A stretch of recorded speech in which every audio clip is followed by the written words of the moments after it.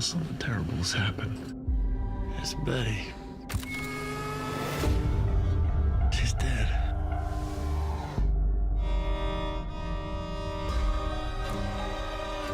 Are you okay? I'm fine. In this community, it's been a big shock. We were friends.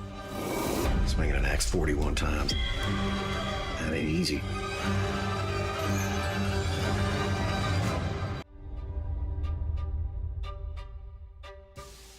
Ladies, good afternoon.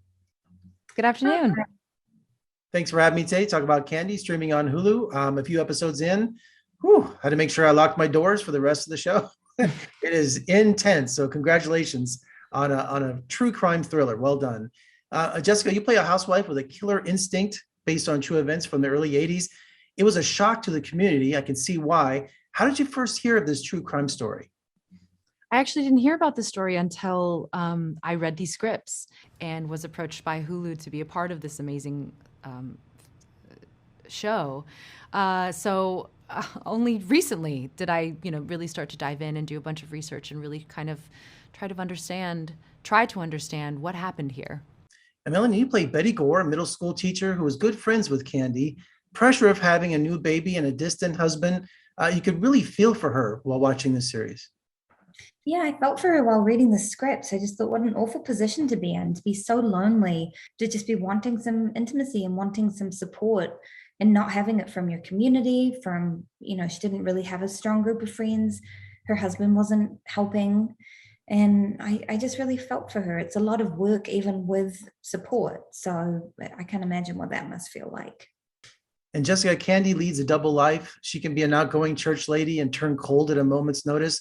And I also noticed, because of the time, the sexist scene between Candy and the new Reverend, when she's starting a new business and the Reverend was like, I don't want a female decorator. I mean, that was shocking. Yeah, I guess we kind of forget that there was some real traditional stereotypical gender archetypes going on then. I mean, it hasn't changed fully, but that's a perfect moment of a moment where it feels like someone's giving you a little stab, right? And taking that information in, holding it, repressing it. And you can see how a million of those little tiny moments could create a volcano eruption of emotion and of a really terrible decision that changes everybody's life in a horrible way.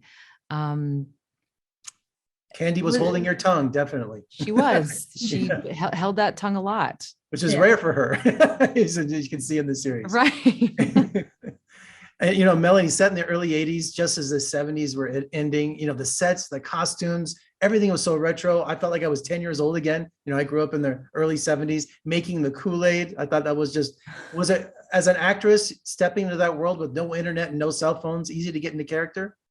It was so easy to get into character because our art department had done such an incredible job, and every single one of the props was perfect, period appropriate, everything in the bedrooms and the kids' bedrooms. And it's hard because you can't just find an old thing. You have to find an old thing that looks like it's brand new.